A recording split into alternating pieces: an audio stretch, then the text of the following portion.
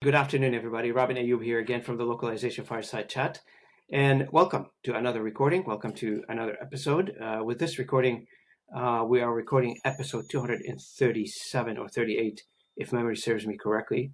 And that's number 4 today. We still have 2 to go tonight, this afternoon. So I really appreciate you coming along the journey with me as we record this episode, as we continue the authentic conversation or the unfiltered conversations with various leaders around tech, localization, and humanity in general.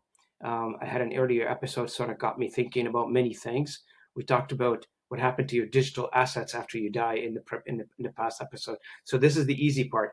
That here, this particular episode, I really engaged with. I love it, and I'm not saying the other one wasn't, but sort of makes your head scratch a little bit. So I want to welcome today's guest. Our guest of honor is Kincaid Day.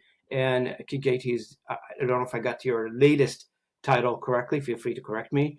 VP of Global Strategy and Innovation at Welocalize. So Welocalize is, for those of you who are not from the industry, from the outside looking in, is one of the largest companies in the localization industry in our world, which we call the localization industry. And Kincaid joins me from Montana. And did I pronounce it? Missoula, Missoula, Montana. Yeah? You got it, Robin. Yeah, Missoula. Yeah. So, Kincaid, welcome to the conversation. I appreciate having you with me, and let's get into it. What do you?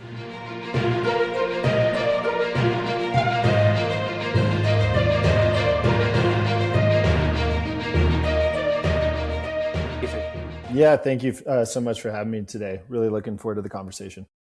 Well, thanks so much for joining me. And as you know, for the audience, I mean, you heard me talk a lot about this on the podcast. Our industry is going through many transformations, right? So, and we're not the only industry that's going through that transformation. As contrary to common belief, we tend to think all the transformations happening in our industry, but it's happened across the board, specifically around the knowledge-based industry. But generally, all industries are being impacted with what the new technologies are bringing on board. So I want to make sure that we frame this correctly, because we're going to get into a specific conversation with Kincaid here in a minute. But before we get into it, if you don't mind, Kincaid, as we say on this channel, everybody's got a story. Let's start with this one. What's your story? How did you get here? All right, let's dive in. So a little bit about me. Born and raised, really small town, right outside of Billings, Montana. A farm town, if you will. Graduate with 47 kids, and I guess you could say I was always a technologist growing up. My academic career, I actually went to school for experimental music composition, which is kind of an interesting path to say the least. But it gave me an opportunity to leverage relevant tools at the time to compose things and be creative. I studied abroad. I got really inspired, and post school, I was looking for a gig, and so I'd moved to Seattle, my very early 20s. And my introduction, funny enough, was via video game testing. Prior to that, I did work for a company called Lionbridge for a while, doing some annotation work for one of those big tech companies out there, and then from there, I got into the testing space, where I was on a large campus in Redmond, Washington, doing some things, if you will, getting some exposure to more or less like how content's produced at scale, and more or less what that pipeline looks like. There was then a job opportunity that came up for business development in the localization space, specifically around selling localization services as well as video game testing services, and went for it. I ended up getting the job. And so I was 23 years old with a quota that's quite large now that I realize for my age and my professional maturity. But yeah, to say the least, I cut my teeth selling localization to some of the largest technology companies in the world in my early 20s. They gave me a lot of interesting insights working with specific products, if you will, organizations around marketing, but just truly just understanding this industry. But funny enough, back then, I was also selling AI services.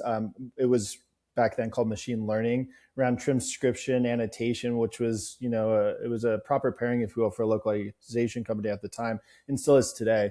Did that for a while, and then I had a small startup at the time reach out to me from San Francisco, where I was hired. It was a company called CloudWords. Just brief little overview about that company. It was a pure play technology company enabling customers to automate their localization at scale, specifically in the marketing space. So for me, I've been selling services, but I kind of wanted to get more into the technology side of the house. And so that gave me an opportunity as originally technical account manager, and then worked my way up managing product, customer success. And for there, I really got exposure to, I guess you could say, the ROI of localization. It's one thing that, it's funny enough, I ask customers all the time, it's like, hey, how do you measure the value of content that's being created at scale? And it is a tricky conversation. There's so much perspective and data that goes into being able to frame that. But in short, I had the opportunity of working with Fortune 100 companies, processing truly, and I won't say which companies that this is a data point for, but processing billions of dollars worth of content. What I mean by that, I actually was able to have insight shared with me that marketing content specifically that was running through our platform, they were generating over $1.5 billion with that localized content. And then we found through automation that we were able to raise this company's revenue by about 6 to 7%, which is pretty fascinating when you just think about that localization journey. And that's because we were able to remove human tasks, which is kind of a theme what we'll talk about later today when it comes to AI. But what we were able to do is set up integrations. We were able to remove the download, offline edit, the upload, maybe go build an asset in a Marketo or an AEM and build out these end-to-end pipelines, right? So spent a lot of time in that space as a technologist, not on the LSP side, which is really important to note, working with customers to solve, value-related problems for the industry. And then I guess not to tell too long of a story after that, I was at a company called Scientific for a while, where I was hired in to actually work on their internal technology, looking at agentic flows, things of that nature. So that was a bit of a hybrid time in my life where worked on Loc, but then also AI data services, which is a really relevant topic anymore because we're seeing this intersection, if you will, between both of these industries where they're converging with these specialist tasks to produce performative models. Then I was approached by an investor where me and a couple friends, I guess you could say, we co-founded a company, done some advisory work along the line, along the journey, I should say, excuse me. And then I took some time off for some personal reasons and then was looking to come back into the Loc space. And around that time, I had seen that Welocalize had actually purchased CloudWords, that company I mentioned earlier. So I had some contacts, I'd reached out, was really intrigued with some of the technology that they were initially just starting to build at the time. And it was really relevant to my past experience. And so I'd originally joined in on the AI/ML operations side. It was really relevant where we're implementing and I guess you could say structuring these agentic systems for localization specifically on behalf of our customer. And then from there, I stepped back into more of the commercial realm where now in my role as, VP of, global strategy and innovation, it's just a fancy way of saying that I get to be the guy that I think I have one of the funnest jobs, meets with all of our customers on a day-to-day basis, all of our product engineering teams, all of our linguists, et cetera. And I get to also work with our analysts to understand what's that signal where customers looking to solve a problem where they need assistance from, say, a partner such as us to go out and build technology or to potentially expand upon their technology to just solve for these future state needs. But I guess that's my elongated elevator pitch of my journey thus far. It's amazing. I don't know how old you are, but you've had so many stops along the career 35, Robin. Yeah, to get here. Wow, yes. this is amazing. I'm looking through your LinkedIn profile. You got a Yeah. few stops. I have. And for me, you'll notice during the COVID times, a lot of us, I guess you could say, had a little extra free time on our hands. And so from there, in full disclosure on a personal note, I lived in Seattle for about 10 years and I went to school for music. So the dream was always, hey, let's go have the day job and go have some fun on the side. Maybe I'll be a DJ one day and do these things. Like, we always have those fun Well, I'm not dreams. the only one who wants to be a DJ. Okay. Right? It's a really relevant topic these days. Well, and then COVID happens, right? And it's like, well, shoot, that's not going to happen anytime soon. And so there's actually some new technology that was introduced, or I shouldn't say new technology introduced, I should say technology that was being leveraged around that time. And specifically as blockchain technology. And for me, it was a really fascinating concept as it relates to tokenization of assets and things. And so I had some early success actually advising some companies. We did quite well going to market. And then I was a part of a startup there that was venture backed for a brief stint. And I'd known the founder and I was like, hey, I do want to just kind of branch out of like Loc for a little bit. I want to go into this new innovative space and kind of tease things up for AI in a way. And it's like, what kind of problems can we solve? And so I had the opportunity, and I can probably state this, but working with companies such as like Liquid Death or Pray.com, these really big brands, and looking at innovative tech back then, what we would call Web3. And how we could build out communities and how we could, just create like this feedback loop of not just a consumer buying a product, but if you were to buy a product, you could be a part of a larger experience. So it was a quite fun time for me. But to the point, I get really excited around innovation. And so, I've been a tinkerer, if you will. I actually was using LLMs in the early 2020s, and I was advising for a really well-known YouTube personality and a business coach, right?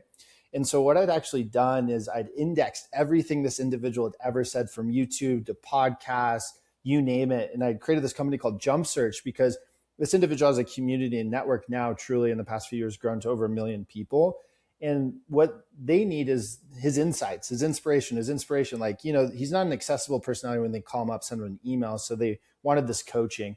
And so what we did is we consolidated all of his knowledge into a single platform, and originally built this company that would allow anybody to type in a word, a phrase, a sentence, and it would tell you exactly what podcast, what YouTube video, what article that was in. And so I just like to bring that up because back then, the cost of me building that company, and it just makes me sick, cost me tens and tens of thousands of dollars. And the GPU consumption in the cloud, all of that was just like almost unbearable. Now with like the introduction of Claude and where we're at, I'm like, dude, I could have built that company for $600, so timing is everything, right? But I know, exactly. And I think about bringing it back up because I ended up shutting it down just because it was costing me so much money. But the point is, it's like, I think a core fundamental principle about me, I'm just a really curious individual, and I obsess about, you can read LinkedIn all day or X or whatever it may be, and you just see what cool people are building. And so for me, it's like, if there's ever an opportunity to build something and solve a problem, make some revenue along the way, why not go for it? So that's why you'll see a few additional logos, say, on my LinkedIn versus,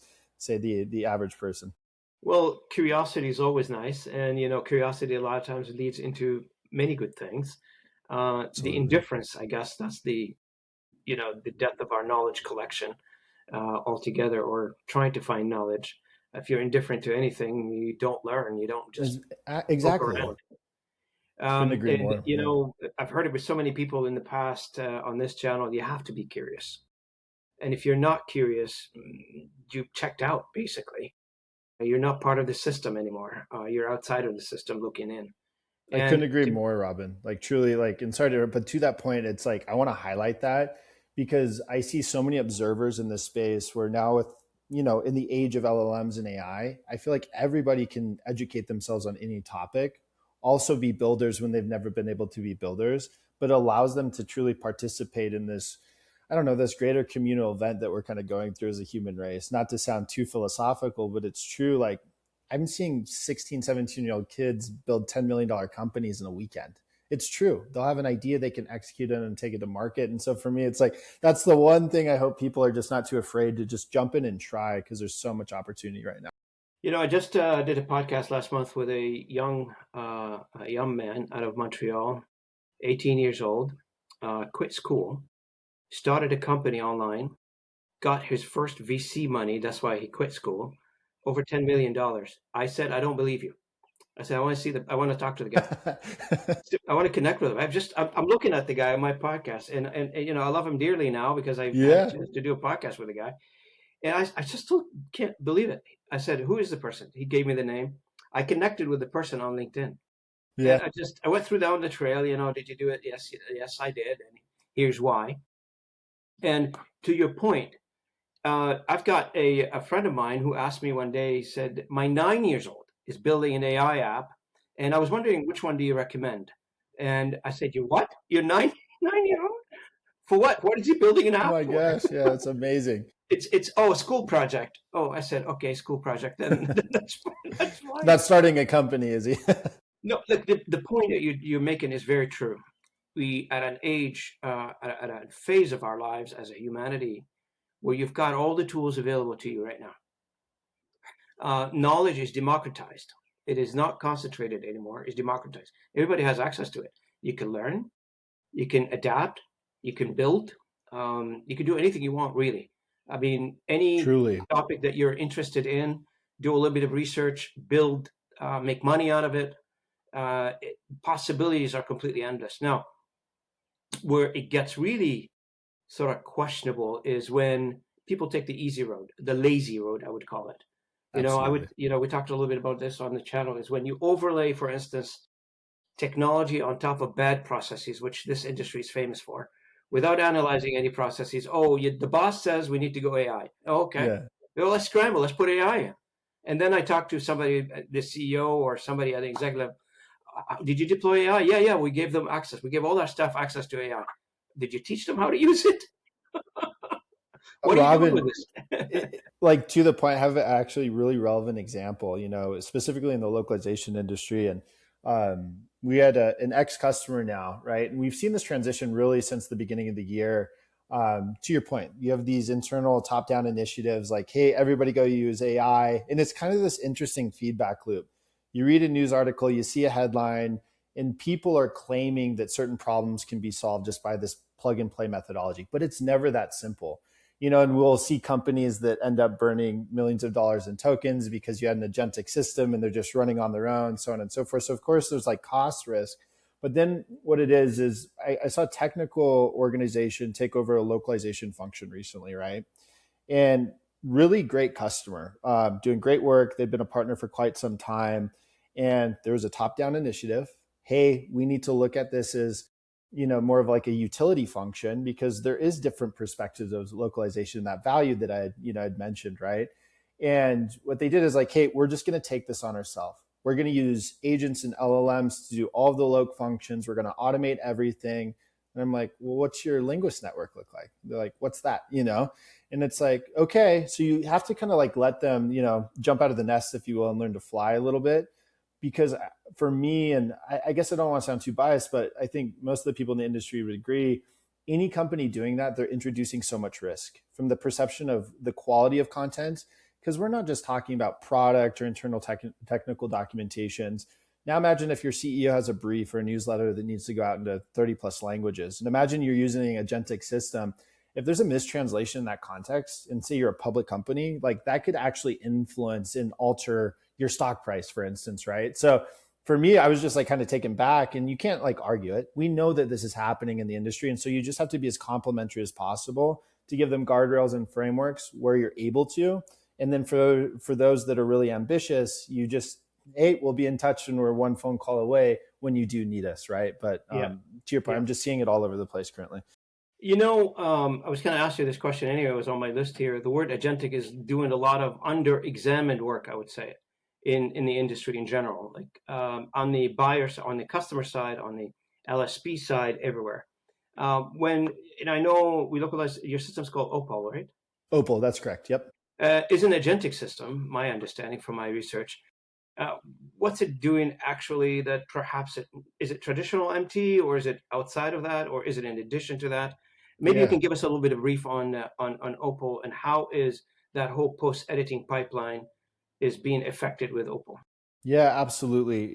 So with the introduction of LLMs and again, these early stage initiatives, and we saw customers, and if you think about it, right, the localization was kind of teed up to be in a bad spot in a way from public perception because language is in large language model. So out of the box, people just thought that these LLMs and these AI systems were just going to be able to simply solve this problem. But naturally there was market demand, and so we knew we needed to adapt here at the company, and that's one of the reasons I came on board. They had a really good vision. They're making lots of good progress, and we had a great team of researchers, data scientists, et cetera. And essentially, the solution that we initially came up with, and we're expanding upon that. We have a lot of customers using it. So I just want to mention before I get into it that it is live. This isn't hypothetical, Yeah, this theoretical tech here. Like this is actually performative, and we're seeing real results. But it's a combination of three elements. Okay, so Opal, we still leverage neural MT within this ecosystem. That's the cool thing. And maybe this isn't the best example. I'm not an engineer. I'm going to first, I'll say that here is, but like I like to look at like neural MT. It's almost like a calculator. It's this one-to-one thing where you can like more or less have it execute very specific tasks, and it's quite good at it still. Where LLMs are more of like a computational engine where it can be quite creative. And so what we've done is we've leveraged proven technology to maximize that potential. And then the other components of Opal are AIPE and AIQE. So what we do is we have automated post editing where we work with our clients, taking all of their historical content, right? And then what we're able to do is, I would say you could synthesize and sanitize the data. You can have it, specifically aligned with customers' specific goals and objectives as it relates to content types or end goal scenarios. And so AIP then takes that content, it does an initial first pass at editing the content where maybe in a traditional look process, you'd have two linguists, right? First one, doing the initial edits, the second one would come in, do the finalize, the sign off, so on and so forth. Then what we did is, so after the automated post-editing is done via our LLM, we then leverage AI-QE, which is our quality estimation model. And so what that is, it's adjustable thresholds. And versus thinking of it as like the AI is telling you if the content's good enough, like, hey, this is good content, you can ship it. What we actually did is we pivoted our thinking into more of a risk categorization. So what we do is we align with the customer to define those risk thresholds on a per content type basis. Because again, to my example earlier with that one company, imagine you have technical documentation, it's to enable your internal workforce.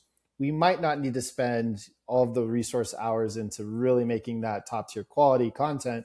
We might just need something quick and easy to get turned back into the, into those resources so they could leverage it. But the point is we can actually adjust these thresholds to maximize human effort.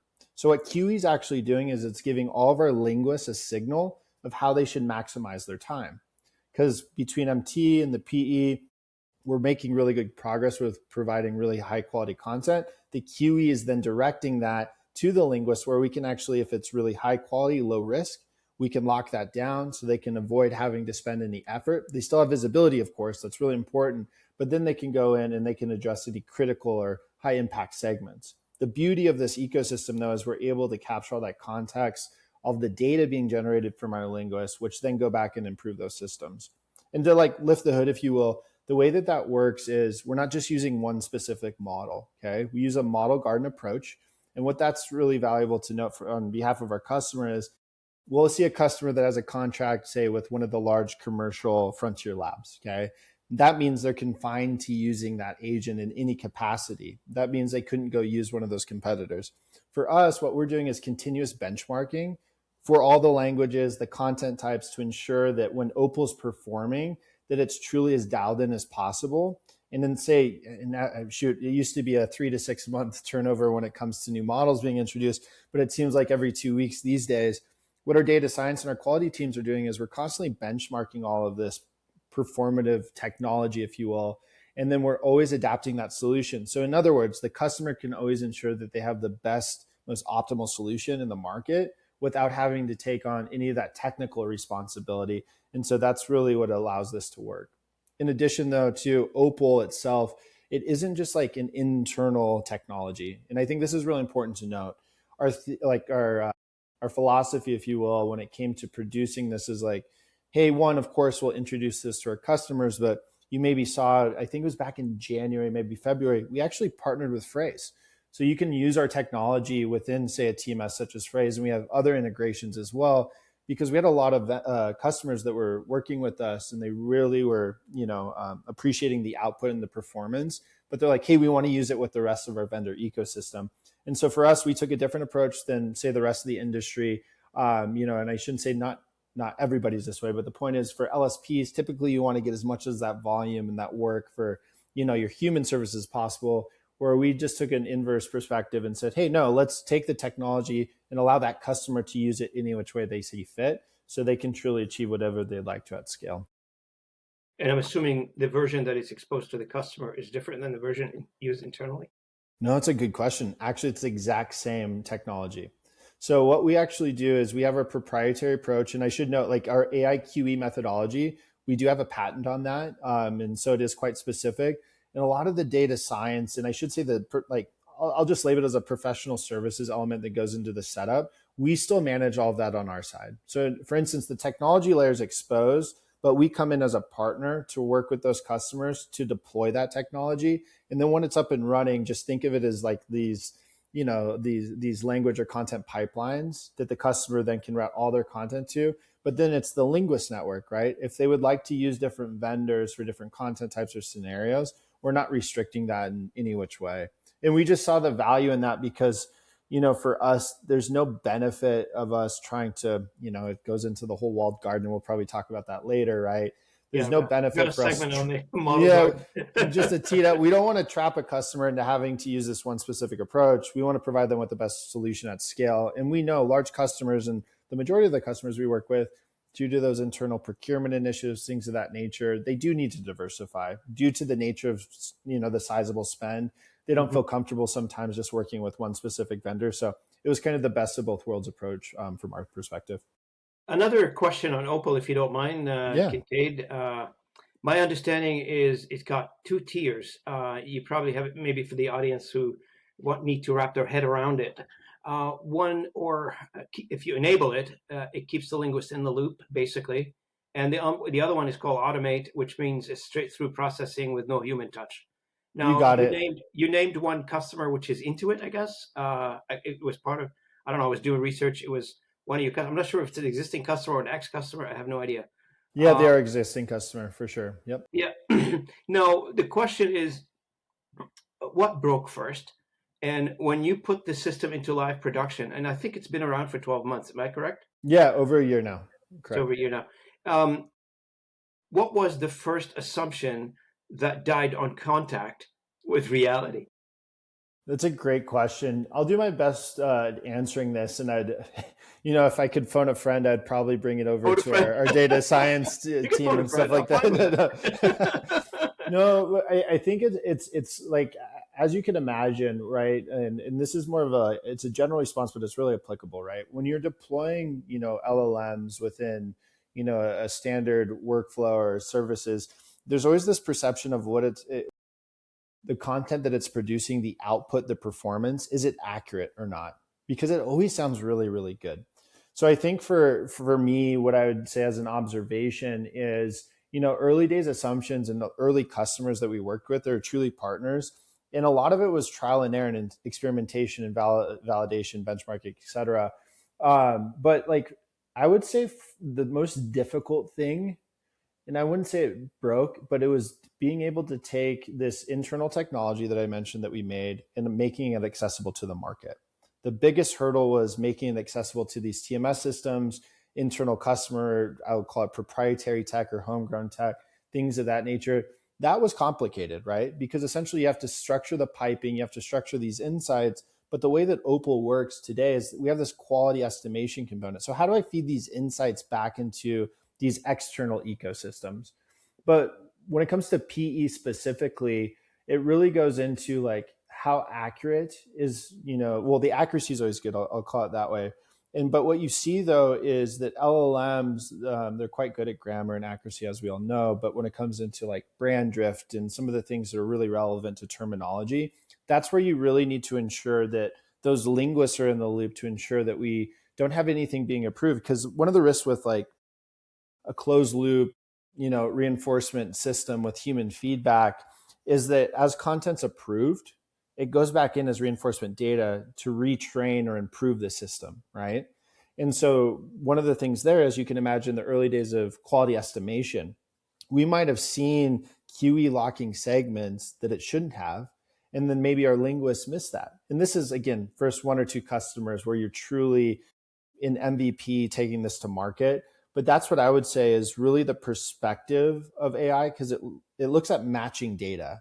It doesn't have a perception like a human, but that's the thing that it introduced that I think that, I don't want to call it disruptive, but it was a really good signal to realize this is interesting. Where do we need to upskill our linguists to be hyper dedicated and specific to the tasks that they're doing? Because if the content reads fluently, doesn't mean it's accurate. And so we actually needed them to spend more time to ensure the integrity of the data coming through the system, the content flowing through the system, wasn't actually introducing risk.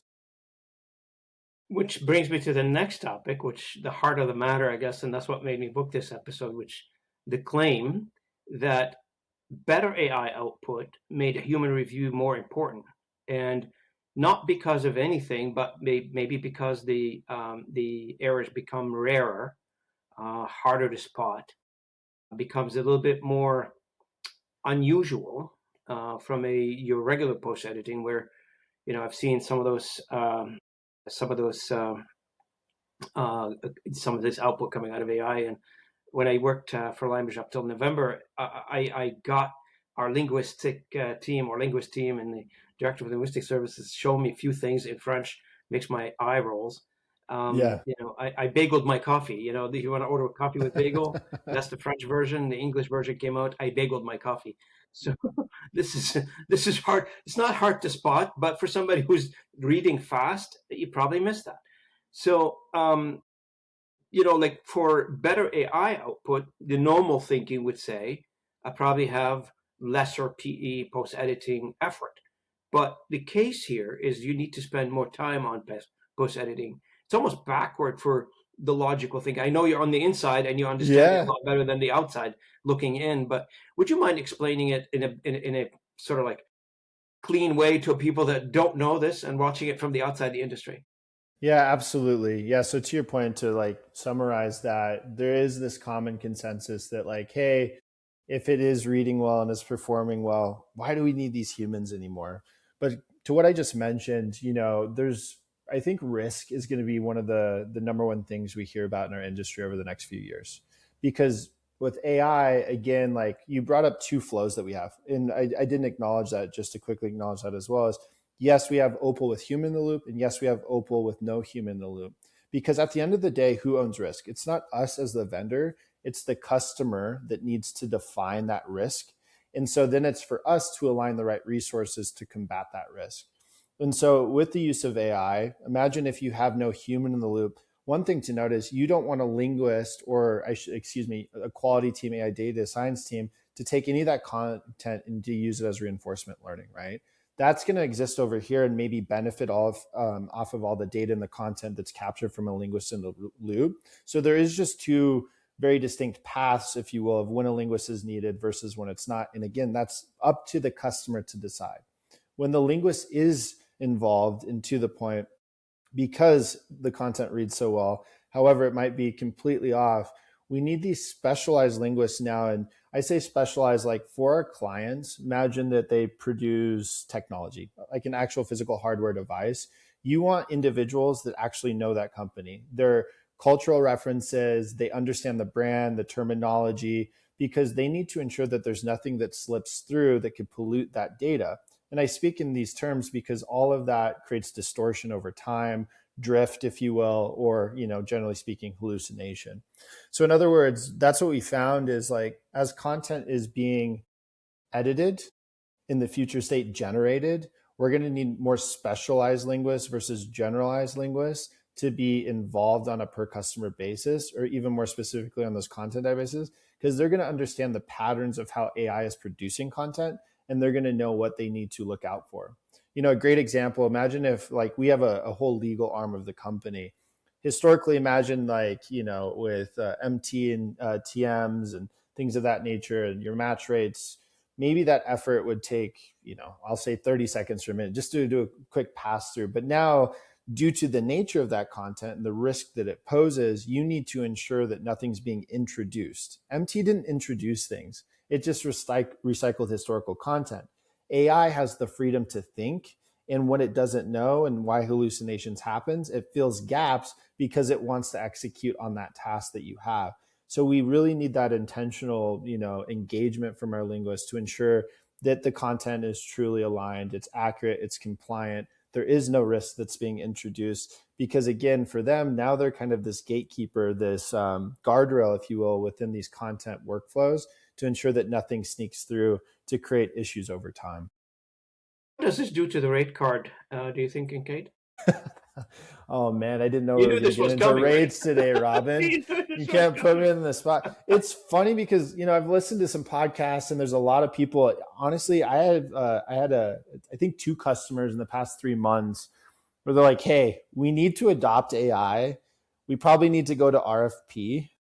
However, I'm like, "Great. What do you need help with? I'll be your partner vendor and help drive this process forward to whatever we need to do to get you to the next evolution of your business." They Yep. simply said, we don't know how to price this in the world of AI. Everybody has a different flavor because, think about it. If you're a technology provider, how do you generate revenue in the world of AI? You have a technology fee, typical SaaS model, and then maybe a throughput. Well, then on the vendor side, you have your historical rates. Maybe you have discounts, maybe you have leveraging rates, things of that nature. But then you get into the realm of like, well, wait a minute. In the world of LLMs, do we need fuzzy matches anymore? So when you start actually disassembling the historical frameworks of why TMS systems were so valuable back in the day, is that even needed? I don't have an answer. I just know it's an ongoing conversation. And so I'm just seeing these hybrid approaches of course, from the technology influencing throughput, and then you have a human layer on top of it, or you have vendors these days that are providing a service and then they're adding on an additional tax potentially for technology fee. So I think for me, I think we're going to get to this interesting intersection, and not to get too future state here because I'm not seeing this at scale. But so a question that like I would, ask you or anybody in the industry is like, well, what happens when we get out of a traditional localization flow and we get into content generation? What happens when there's no longer a source and target segment that Well, you that's have exactly these, what people are fighting for now. right? Why are we transforming the content? Why don't we create it directly, intentionally, in its Yep. target language? Like, why are we transforming it? We're creating it in English and we're converting it to another language. I think, and I don't know, some companies have started already. I know 4 or 5 companies. I've hosted 2 or 3 of them on my podcast where they're doing content generation in the target language on purpose. This is not, they're selling it as a service to some of their customers. It is possible right now, and the transformation is happening because, let's face it, I had a call just before this podcast with another localization leader, but that was on the inside of a customer. She was leading like localization teams across many Mm-hmm. companies in the US. Very interesting insights, and one of them would say, look, we are going to move away from, I want to be sold to as an LSP, traditional selling to a customer. The other thing would be is, the generic one. We want to be a partner, not a vendor. Throw that out. Uh, what she's emphasizing is, look, we need to produce outcome from these translations. We don't want translation to be like the industry complained about it for many years. Translation is an Mm-hmm. afterthought to anybody. Yeah, I mean, exactly. It's not a revenue driver. Where's the ROI? Why are you doing it? It's like a utility service, right? Well, we need to because we have correct. people there. Correct. Now, the connection between translation and outcome, nobody has put their finger on it yet. A lot of people have rudimentary data here and there, and they Mm-hmm. present a report. Sometimes it means something, sometimes it doesn't. But nobody has yet connected. If I translate your site to whatever Spanish, you are going to convert, extra sales, extra visitors. How is that going to impact your business down the road? Yeah. And the regulatory stuff, everybody knows that, right? Checkbox it. It's Mm-hmm. by regulation. You have to check it. If you do business in Quebec, for instance, and you don't translate it into French, you are going to get a visit from the OQLF. I'm sorry, you will. But the other part of it is, if you're obligated by government, by states, whoever, to translate, you have to translate. What we're talking about is the commercial side, the enterprise side, where up to not too long ago, I heard companies keep telling, saying, if you don't speak English, you don't need to buy a product. Like, Which is it's crazy. just stupid, in my opinion. I mean, up to You're about a leaving money year on the ago, table. I was talking to a manufacturer in mid Canada, in Midwestern Canada, I Mm-hmm. think it was in Manitoba somewhere, I can't remember. I was trying to convince them, look, on your website, it says you're selling to almost like 100 countries. Your website is in English. Like, it doesn't make sense. You don't want to put it into the other languages? No, no, no. They understand English. I said, man, they understand maybe how to order a beer in English. They don't understand complex machineries in English. You got it. Like, you Robin, to have your to put it. point, like if I could jump in here, because like I was at a localization event a little over a month ago in San Francisco, right? And there was a nice dinner. There's maybe, I think there's probably about 150 people there. And they had these breakout rooms. And one of them But did was you around attend like, it? I was yeah. there, man. Oh, I was there too. Were you at I Global didn't see it. Saki? Yeah, I didn't see Yeah, it. yeah, that's funny. So I was down there, right? And this topic right here has been this burning thing in my brain for Yep. like a couple of years now, because I'm like, if we can crack this, guys, we have a long road ahead of us, and everybody in the industry is going to be happy, right? And one Yep. of the use cases I saw on the flip side, to your point around someone not having the systems in place, I walked into the tech breakout room, and they were just talking about like the architecture and process and workflows and all these things. And I can't remember the name of the company that the lady worked for, but they just went through an acquisition. They'd bought a technology company and their software, and they had translated into a couple languages. And she said the German translations were so bad that all of those users were defaulting back to English, which was just blowing my mind. And I'm like, there's a correlation there on revenue, obviously, the stickiness. So I'd simply ask them like, are you guys doing heat mapping on your product? And she's like, no, I don't think so. And so it's like, well, man, if you had that data on every locale for a product, you could then track your user engagement, your user sessions. That would give you direct correlation with how good the quality of your content is. Because if someone's using something and the next thing they do is go and change the language setting, that's a direct Yeah. correlation to value. One Yeah. thing I'll share, I can't say the name of the company, but That's it's okay. perfect. It's just like perfect timing. I actually had one customer, and this was yesterday, tell me that they'd done an internal ROI analysis and they have a direct correlation on their localization spend. Okay. I won't say the specifics, but I'll give some context. They let me know for every dollar spent for one locale, they were seeing hundreds and hundreds of dollars return, which was fascinating. For their worst performing, it was every $1 spent on localization, they were seeing tens of dollars return. And they're in the technology space, they're building products. But for me, that was the music to my ears because I'm like, now we have this justification of what we need to build and why, because we can show the impact of quality localized product and content going to market. And that, from an economic standpoint, I think is really what's going to distinguish the shift for our industry in the future. Once we can kind of come together and have frameworks in place to work with these clients or to work with a new startup on why they need to do something, but to show them that the, X potential revenue that can be had, I think that's going to be really disruptive for us because right now that's my biggest frustration. It's like, it's not a utility service, guys. This isn't just something that needs to exist because you have people around the world. This is you connecting with people. This is you driving, consumer conversion when it comes to them buying your product, but most importantly, the stickiness of them using your technology. I'm not worried about saying this, but I will say it because I interviewed somebody on it. Um, Perfect. in Pakistan, for instance, you've got an entire mobile user community using the mobiles in Mm-hmm. English. And although it is translated to Urdu and Pashto, etc., the local languages, but they default to English. The Why? translations are that bad? That bad, 100%. Isn't that And I fascinating though, interviewed right? and I interviewed. It's on my podcast. Look it up. I interviewed the one of the linguists in the area. I said, "Why is it bad?" He said, "I made the case repeatedly to Google and the power to be Yeah. change the glossary. Change the glossary. The glossary is wrong. You're using the wrong terminology. Nobody answered him." That's his claim. I don't know, but that's his claim. It's And still a strategic insight though, right? Because it that is. shows you the impact of just like having intention to bridge whatever it is you're offering to that market. It's really addressable and it's not that expensive if you already are going through the translation process. Just do some research up front and come together and build a term base. You know what I mean? No, but to your point, if you are going to do bad translation, people are not going to use it. Mm-hmm. 100%. So it's like in that case, it's almost better, right? Just to stay in English to your earlier example and just have a perspective. Because if you're going to go run the marathon, at least run through the tape. You know what I mean? Like if you're going to translate something, why not at least just translate it well? Yeah. Now, one of the next topic I want to chat with you, if you don't mind, and this is based on Melissa's email when she reached out to me, Yeah. and was around the topic that AI does not reduce the need for human expertise; it more concentrates it. It Mm-hmm. puts it into more skilled workforce. Now, I don't know how much you know about me, about my history. I ran Linebridge Canada for a long time, and I've spent 26 years doing this. So, if you consider the entire industry as a pyramid, where you got junior translator at the bottom and the highly skilled one, they rise to the top of that pyramid. If we are taking away the base of that pyramid because to automation, etc., where do we get the next senior translator? Because junior becomes senior down the road. Absolutely. What's your thinking there?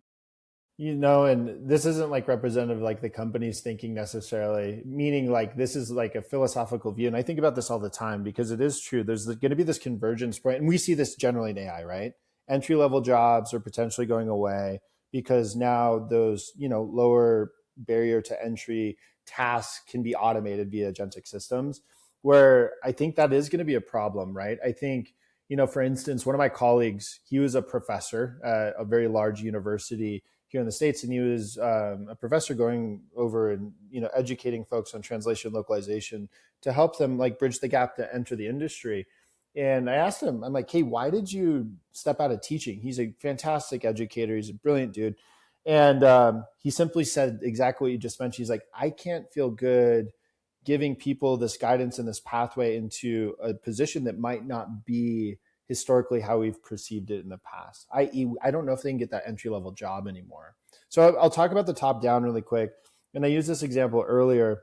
I think from a language perspective, again, like the need for generalists, local linguists, if you will, it is going away. And it's because the need for the specialized resources based on the content type or the very specific products or creative that might be involved, it's like they're becoming more of an extension of the customer. And of course we're LSPs and we've always wanted to be that for a customer, but it truly is, they need to become specialists.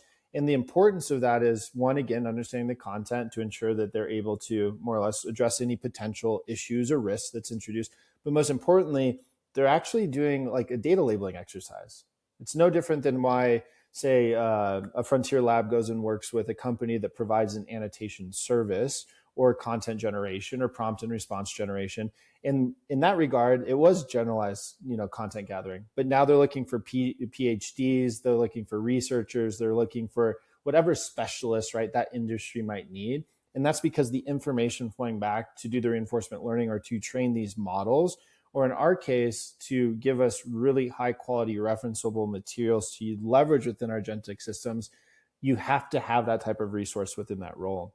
So for me, that's one thing. Now bringing it back into the company's perspective that we're constantly looking at is like, how can we create this framework where you almost like, I don't know, I look at it, it's like, imagine, someone graduates high school, or, some countries while you're in high school, you go down a specialized route, where I think it's going to be more aligned with like, hey, what is your background outside of linguistics? What can you perform well in? What can you be upskilled to perform well in? And I think we're truly going to see, these professional aspects in this industry really shape into, you're a linguist for this dedicated industry or for this dedicated customer, because that's the only way to guarantee, I guess you could say, quality as well as the risk reduction at scale. Now, this goes into that whole value, definition. What is our value? And it goes Mm-hmm. down to the individual value. If you're a junior translator and you're a generalist, time to move on from that, maybe get specialized, maybe focus on a specific track of what you want to do and get deeper in it. We always say, instead of being 1 inch thick, 2 mile wide, just get a little deeper into a specific topic, get a little bit more specialized, create value within that environment. If you are a medical interpreter or a medical translator, strengthen that, get a little bit more training, get a little bit more precision on it. That creates a lot of value. But if you're, doing regular HR or a regular general translation, unfortunately, that's got to go away. It's easy to replace that with Absolutely. technology. Now, my favorite topic, and I just couldn't believe I heard that, the walled garden. I love that. I think that's your invention. I think, I don't know, but I'm just Hopefully I thinking don't about get you. canceled during this segment here, Robin. But yeah, the walled garden. You just embedded, I think, and I got that from my digging into it, Opal natively inside phrase. Did I get that right? You're correct. Yep. We partner with them right at the beginning of the year as a technology partner, which then allows any of their customers to leverage our Opal tech via their TMS without them having to be our CMS, or excuse me, our CMS, our LSP customer, translation customer. Now, obviously, everybody knows phrase, a platform many would call it's someone else's territory almost. A platform like phrase, it's somebody else's uh, Absolutely. business. Obviously, that's not, unless you're phrase, you're actually buying the service from them.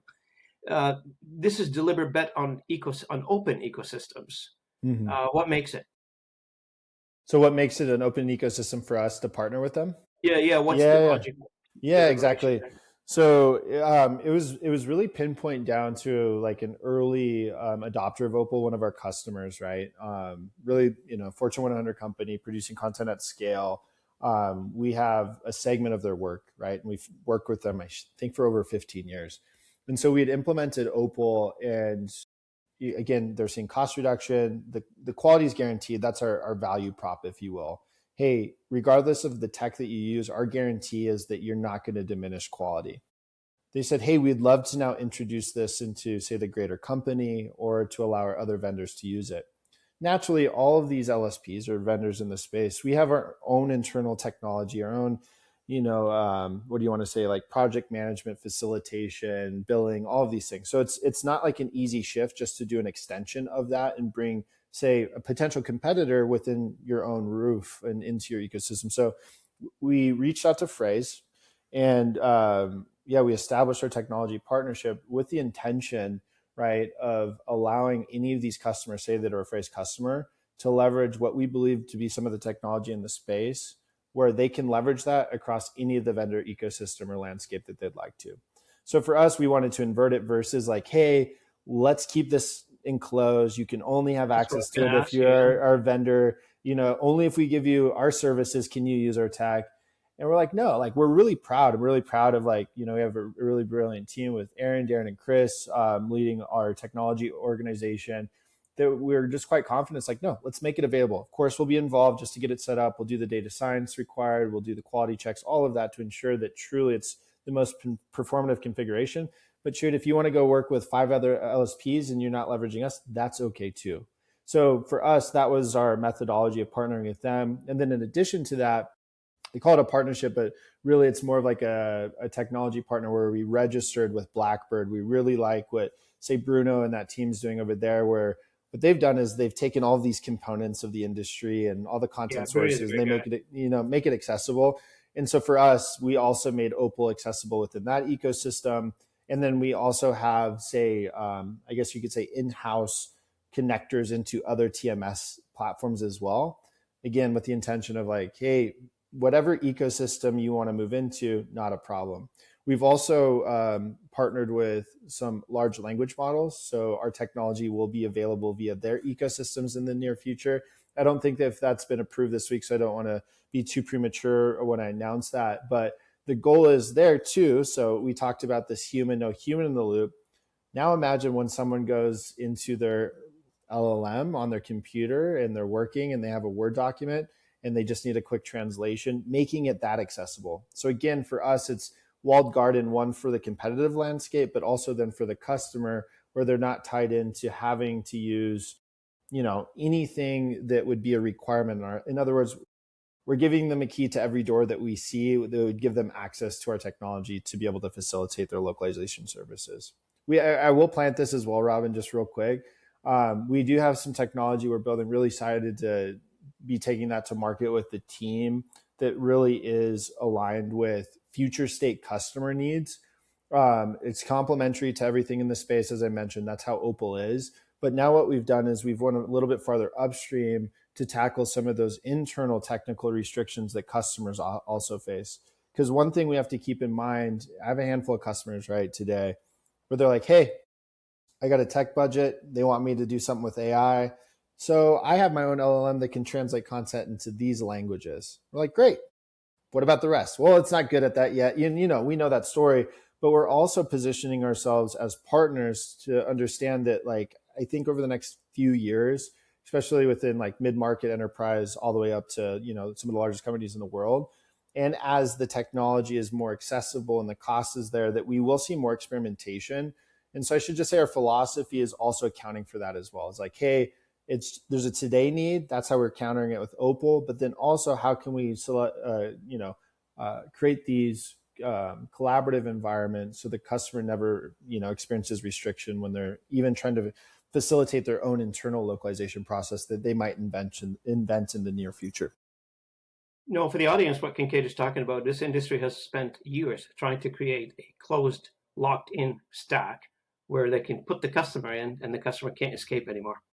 What he was explaining right now, which is very, very pivotal and quite the departure from a strategic perspective, what he's saying right now, and what should be true, is if you have a closed-in stack, that's a strategic liability for you in an AI era.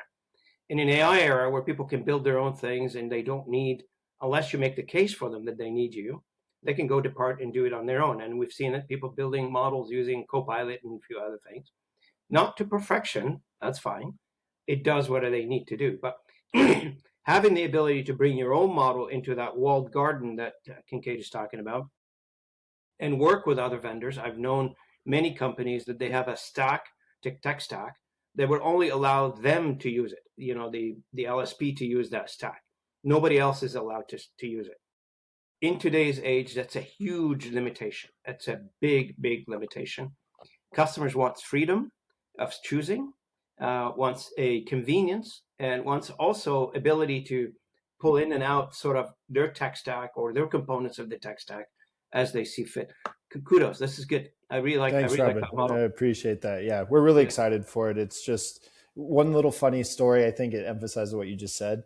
We've had customers where, to your point, they deploy a Copilot and they're like, "Hey, if you just need a quick like MT related quality translation, just go put it into this LLM."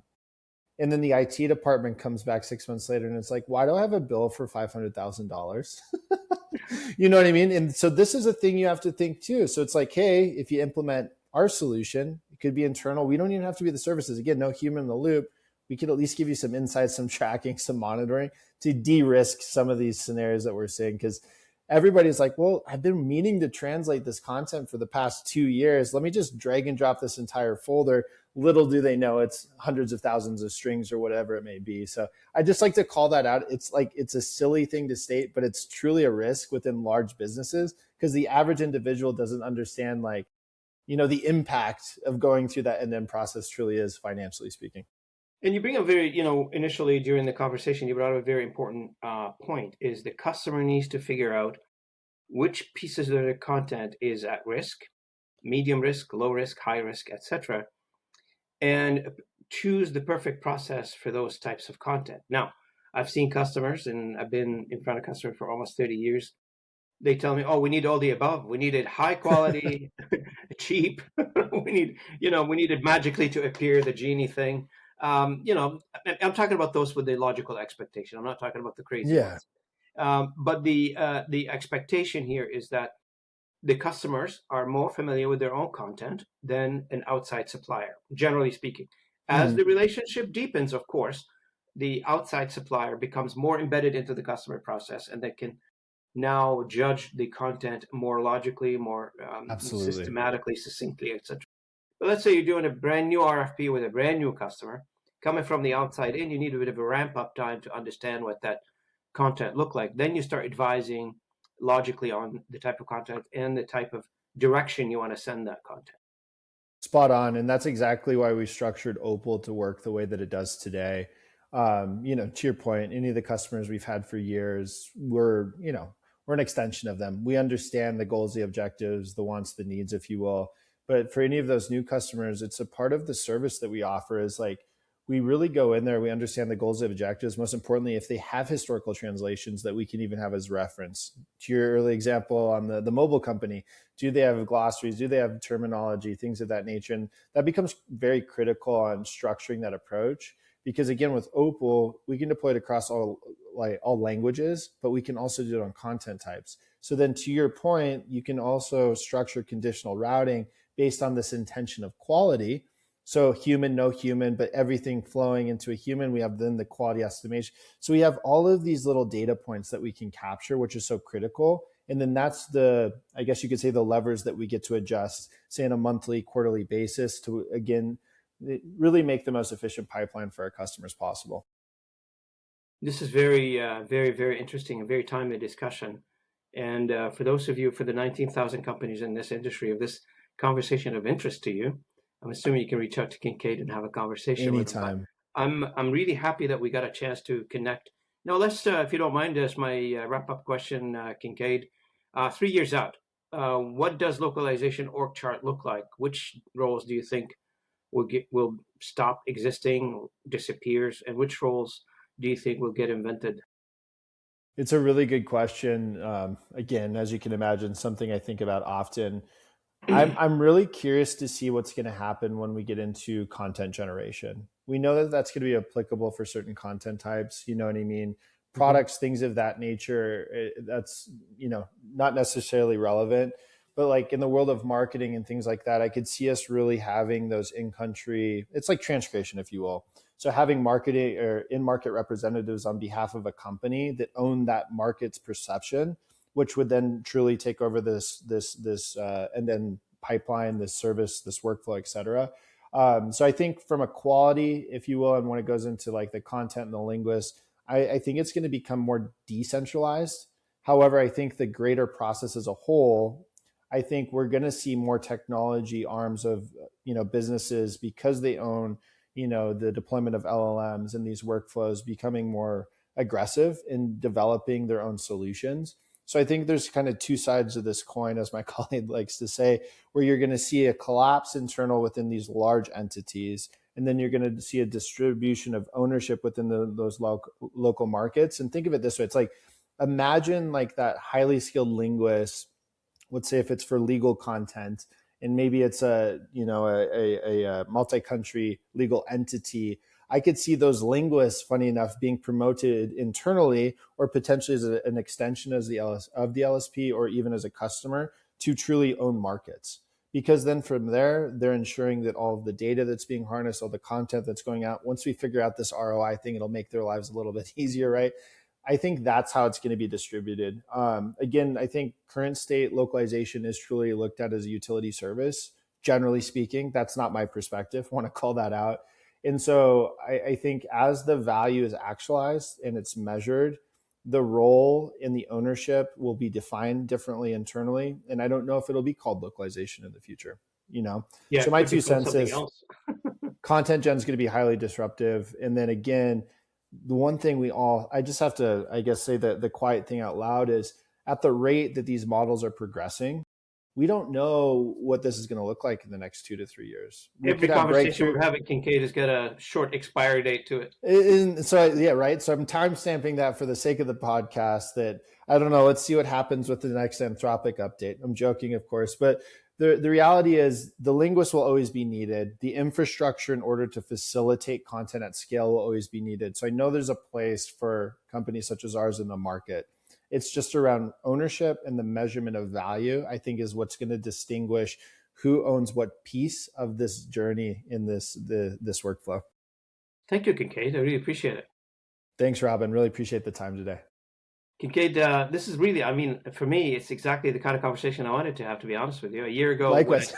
when I started this show, I started saying, and I started arguing, human in the loop is non-negotiable. You need to have a human in the loop.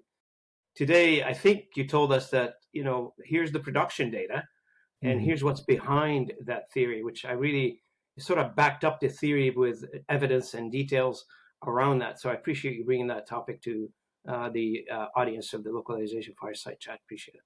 Thanks, Robin. Really appreciate the conversation today, and looking forward to our next conversation in the future.